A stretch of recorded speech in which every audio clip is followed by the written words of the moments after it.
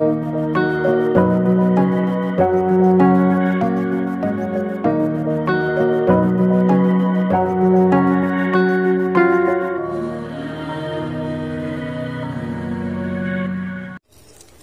वही करना जो मैं करूंगी, है ना? ये तो मेरे लिए लैग लेकर आए ना।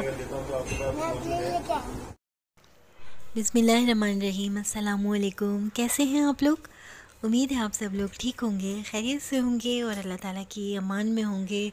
तो जनाब, आज बहुत दिन के बाद वीडियो अपलोड की है। शाम का खाना बना रही थी, एकदम फ्रिज में किसी चीज़ के लिए गई तो देखा वहाँ पर ज़ैनब का दूध का डब्बा मुझे नज़र आ गया। ऐसा होता है कि ज़ैनब की कोई ना कोई चीज़ सामने आ जाती है और इसकी यादें मुझे दोबारा रुला देती हैं। कोशिश करती हूँ कि ज़ैनब की सारी चीज़ें जो हैं वो किसी को दे दूँ या अपनी आंखों के सामने से हटा दूँ, लेकिन कुछ ना कुछ ऐसी चीज़ सामने आ जाती है। और ये ज़ैनब का आखिरी टाइम का दूध था जो बचा रह गया। अस्सलाम वालेकुम सुफियान। अरे वाह भाई वाह, ये हमारा भतीजा है भाई। आज सुफियान आए हैं, सलाम कीजिए। जोर से बोलो। सलाम वालेकुम। ये क्या लेकर आए आप? दिखाओ। मैं ले लूं? नहीं, नवीन अप्पू को दे दो। दिखाओ, लगा के दिखाओ मास्क। दिखाओ। वाह भाई वाह, इतना प्यारे लग रहा है सुफियान। ये तो मेरे लिए लैग लेकर आए ना। बस ये मैं ले लूँ, ठीक है? और ईशा को दे दो। तो फिर मैं लेके भी आ जाऊंगा। चलो उतार दो। वो तो हो जाएगा रास्ते का, तो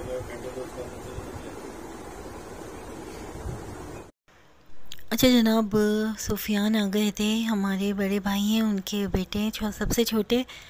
और उनसे थोड़ी छेड़छाड़ करने के बाद यहाँ पर जो मैंने दाल बनाने रखी थी तो उसको मैंने दम पर रख दिया, यानी थोड़ी सॉफ़्ट हो जाए तो फिर इसकी कुटाई कर लूँ, क्योंकि कराची में बहुत गर्मी पड़ रही है और दिल नहीं चाह रहा कि रोटी खाएं। तो शाम के लिए दाल चावल की तैयारी थी, साथ साथ बच्चियों को भूख लग रही थी, क्योंकि हम शाम की चाय बनाते हैं तो उसके साथ कुछ ना कुछ स्नैक चाहिए होते हैं। चाय लिया? चलें जी, वरीशा चाय लेकर आ गई हैं, आ जाओ। इतना कमरा बिखरा रखा है। चलो भाई, वरीशा की चाय बनी।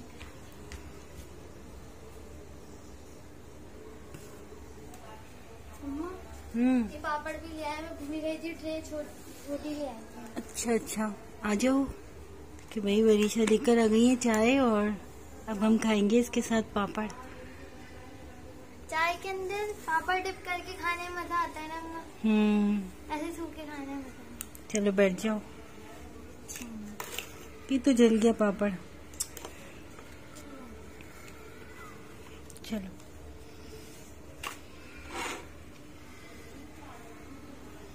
आ जाओ।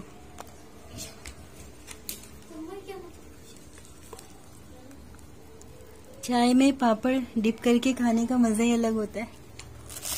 बहुत मजे के लग रहे हैं।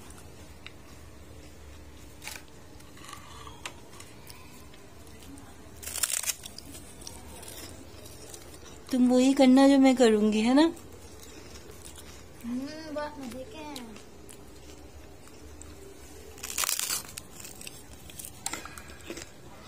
तो जनाब, शाम की चाय पीने के बाद और फ़हद मुझे लेने आ गए थे, क्योंकि मुझे थोड़े से फ्रूट भी लेने थे। अक्सर ऐसा होता है कि ज़ीशान को देर हो जाती है तो फिर फ़हद को, अगर फ़हद के ऐसा काम होता है, फ़हद कहीं अपनी कोई घर के लिए कुछ लेने जाते हैं तो फ़हद मुझसे भी पूछ लेते हैं, आप ही चलना है तो चलो। क्योंकि इस तरह थोड़ा मुझे ऐसा होता है कि थोड़ा बाहर भी चली जाती हूँ और इसलिए फ़हद मुझे पूछ लेता है। और घर की कुछ ग्रॉसरी चाहिए होती है तो फ़हद अपने साथ साथ मुझे भी इस तरीके की ग्रॉसरी दिला देता है। अच्छा, ये दूसरे दिन की वीडियो है। बच्चों का बहुत दिल चाह रहा था कि मम्मा आप यखनी पुलाव बना दें, काफ़ी दिन से, क्योंकि चटपटा पुलाव खाने का दिल चाह रहा था। थोड़ी सी उसमें मैंने मिर्चें वगैरह डाल दी और यहाँ पर मैंने चावल जो थे वो भिगोने के लिए रख दिए हैं।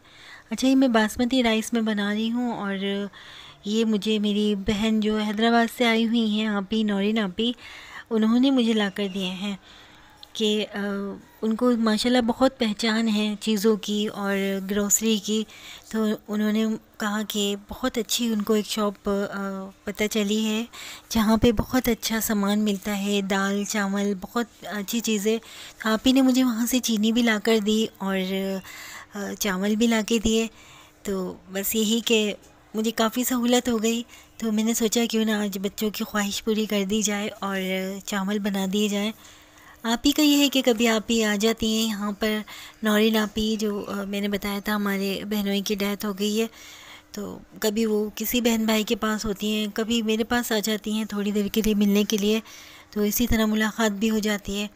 अच्छा, साथ साथ ये बर्तन भी मैं इकट्ठे कर लेती हूँ कि जब काम निमट जाए तो उसके बाद मैं बर्तन भी वॉश कर लूँ। और यहाँ पर देख रहे होंगे कि आज काफ़ी सारा हमारे घर में दूध है। तो ज़ीशान साहब आ गए थे दूध लेकर। उन्होंने बताया मुझे कि भाई आज इस महंगाई के दौर में आधा किलो दूध जो है वो सस्ता मिल रहा है 1 किलो दूध के साथ। उन्होंने मुझसे फ़ोन करके पूछ लिया था। मैंने कहा आप मौके से फ़ायदा उठा लें, लेकिन जनाब ये दूध क्या था, इसमें से तो क्रीम निकली हुई थी, तो इसी वजह से तो सस्ता भी था, यानी 220 रुपये किलो था, वरना तो 250 रुपये किलो दूध मिल रहा है। बहरहाल दूध पत्ती की आज मैंने चाय बना दी, वरना तो ऐसा होता है कि हम या तो ऑल पर्स में बनाते हैं या फिर मिल्क पैक में। तो आज ये दूध पत्ती की चाय बन रही थी और यकीन करें बहुत ही अच्छी खुशबू आ रही थी चाय की। ज़ीशान खाने से पहले चाय ज़रूर पीते हैं, जैसे कि कोई खाने से पहले पानी मांगता है ना, इस तरह ज़ीशान को भूख नहीं लगती और 8 बजे ये समोसे वगैरह कुछ ऐसे खा लेते हैं, क्योंकि शॉप पर पता ही नहीं होता खाने का दोपहर के, तो इनको चाय चाहिए होती है। तो इस वजह से मैं दे देती हूँ कि दुकानदार हैं और दिमागी काम बहुत होता है।